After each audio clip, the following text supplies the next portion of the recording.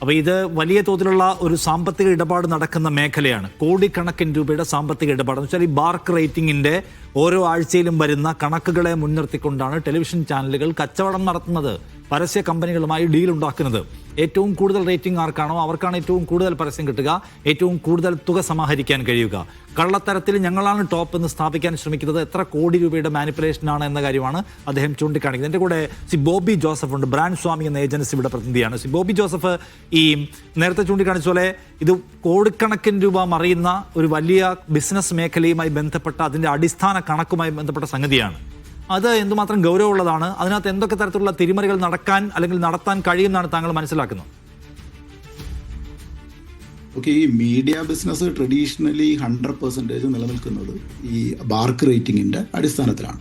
പരസ്യ മാർക്ക് നൽകണം എന്ന് നമ്മളിപ്പോൾ ബോംബെയിലിരിക്കുന്നത്, ഇപ്പം ഒരു ഇന്ത്യയിൽ ഒരു അഡ്വർടൈസിങ് സ്പെൻഡ് നോക്കുകയാണെങ്കിൽ ഒരു ടോട്ടൽ 1,100 കോടി രൂപയുടെ അഡ്വർടൈസിങ് സ്പെൻഡാണ് കഴിഞ്ഞ വർഷം 2024 ഇന്ത്യയിൽ ഉണ്ടായിട്ടുള്ളത്. അതിൽ ഏകദേശം 28-29%, അതായത് ഏകദേശം 30,000 കോടി രൂപയുടെ TV അഡ്വർടൈസിങ് സ്പെൻഡ് ഉണ്ടായിട്ടുണ്ട്. ഈ 30,000 കോടി രൂപയുടെ അഡ്വർടൈസിങ് സ്പെൻഡിൽ ഓരോ റീജിയനിലേക്കും എങ്ങനെ കൊടുക്കണമെന്ന് ബോംബെയിലെയോ ബാംഗ്ലൂരിലെയോ ഇരിക്കുന്ന ഒരു മീഡിയ ബൈയിങ് ഏജൻസി തീരുമാനിക്കുന്നത് പൂർണ്ണമായും ഈ ബാർക്ക് റേറ്റിംഗിൻ്റെ അടിസ്ഥാനത്തിലാണ്. ആർക്കാണോ കൂടുതൽ റേറ്റിംഗ് ഉള്ളത് അവർക്ക് ആഡ് കൊടുക്കുക. അപ്പോൾ ഒരു നാഷണലി അവർ തീരുമാനിക്കുക. അപ്പോൾ അതായത് കോണ്ടന്റിനെ എത്രത്തോളം എങ്ങനെയാണ് ഒരു കോണ്ടന്റിനെ ഡിഫൈൻ ചെയ്തിട്ടല്ല പരസ്യം കൊടുക്കുന്നത്. അപ്പോൾ സ്വാഭാവികമായിട്ടും ഒരു മീഡിയ ചാനലിൻ്റെ പൂർണ്ണമായ ബിസിനസ് മോട്ടിവേഷൻസ്, ബിസിനസ് നിലനിൽക്കുന്നത് ഈ ബാർക്ക് റേറ്റിംഗിൻ്റെ പിന്നിലാണ് നമുക്ക് തിരിച്ചറിയാൻ പറ്റണം. അപ്പം ടോട്ടൽ നമ്മളുടെ ബിസിനസ് നിലനിർത്തണമെന്നുണ്ടെങ്കിൽ ഇതിൽ ബാർക്ക് റേറ്റിംഗ് മുന്നിലേക്ക് വരണം. അപ്പം ഈ ബാർക്ക് റേറ്റിംഗ് എന്ന് പറയുന്നതിൻ്റെ ഏറ്റവും വലിയ മണ്ടത്തരം എന്ന് പറഞ്ഞാൽ 836 മില്യൺ ആളുകൾ TV കാണുന്ന ഇന്ത്യ പോലെ ഒരു രാജ്യത്ത് 60,000-ഓളം ആളുകൾ മാത്രമാണ്, 60,000-ഓളം TV ഹൗസ് ഹോൾഡ്സിൽ മാത്രം, അതായത് 0.025% മാത്രം വെച്ചിട്ടുള്ള ഒരു മീറ്ററിൻ്റെ അടിസ്ഥാനത്തിൽ കണ്ടന്റ് ഏത് കാണുന്നു എന്ന് തീരുമാനിക്കുന്ന തരത്തിൽ നമ്മൾ ചിന്തിക്കുന്ന തരത്തിൽ മണ്ടത്തരമുണ്ട്. അപ്പോൾ ഈ ബിസിനസ് ടോട്ടലി ഈ ചെറിയൊരു ശതമാനം മീറ്ററിൻ്റെ അടിസ്ഥാനത്തിൽ വായിക്കുമ്പോൾ സ്വാഭാവികമായിട്ട് ഇതിനെ മാനിപ്പുലേറ്റ് ചെയ്യാൻ തോന്നും. കാരണം ഞാനിപ്പോൾ ഒരു 10,000 കോടി രൂപയുടെ ബിസിനസ്സാണ് എൻ്റെ മീഡിയ ബിസിനസ് എങ്കിൽ ഈ മീഡിയ ബിസിനസ്സിൻ്റെ 10,000 കോടിയുടെയും ആഡ് സ്പെൻഡ് നിലനിൽക്കുന്നത്. ഇപ്പോൾ 0 സബ്സ്ക്രിപ്ഷനിലാണ് നമ്മൾ വർക്ക് ചെയ്യുന്നത്, വളരെ ചെറിയൊരു പെർസെൻറ്റേജാണ് നമ്മൾ സബ്സ്ക്രിപ്ഷൻ കിട്ടുന്നത്. ബാക്കിയൊക്കെ അഡ്വർടൈസിങ് സ്പെൻഡിൻ്റെ മുകളിലാണ് നമ്മുടെ മീഡിയ ഇൻഡസ്ട്രി നിലനിൽക്കുന്നത്.